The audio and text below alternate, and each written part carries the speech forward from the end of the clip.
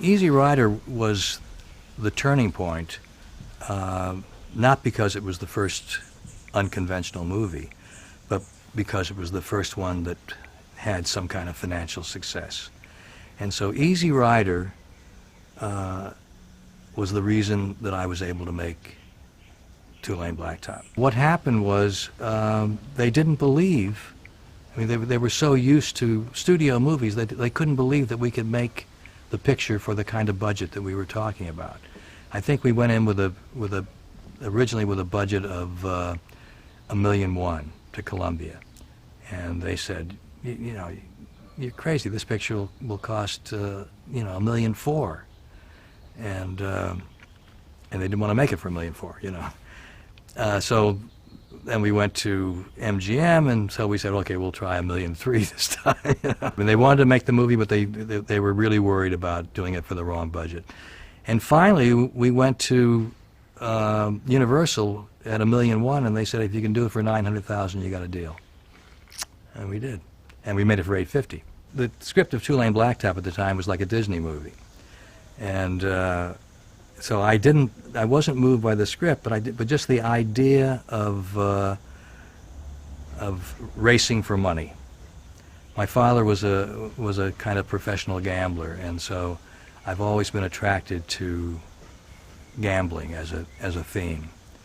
And so I think that's what drew me to the idea of Two-Lane Blacktop, and we retained that idea and not much else from the original script. I hired Rudy Wurlitzer on the basis of having read his novel, Nog, and I gave Rudy the script. He read 5 pages. He says, I hope you don't mind. He said, but I can't read this.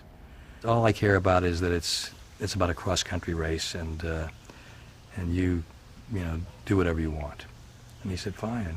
And, he came up with a completely different script. Beverly Walker, I don't know if you know her, but she was our publicist, and she did too good a job. She hyped it to Esquire magazine, and they published the screenplay in its entirety before the picture came out. And when I say in its entirety, the screenplay, the original cut of the movie was 3.5 hours. And we had final cut, which was unheard of then, but based on delivering a picture under 2 hours. So I cut it to 2 hours, and I got carried away, as I usually do. So I cut another 15 minutes out, so we came in at 1 hour and 3/4. So it was exactly half the script. And so Esquire published this, 3.5 hour script, and they touted it as the movie of the year. And then when they saw the movie, they hated it. Nobody was expecting a kind of lowbrow, car racing movie.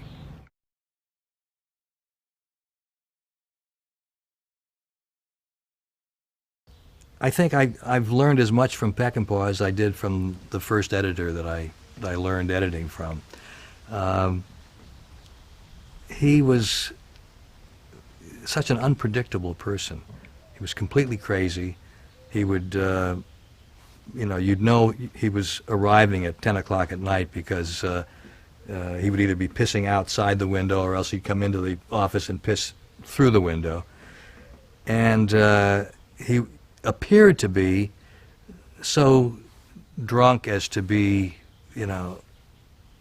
completely incomprehensible, And then he would start talking about the scenes and what he said, and you had to lean forward to hear what he was saying because he spoke so quietly. And he was brilliant.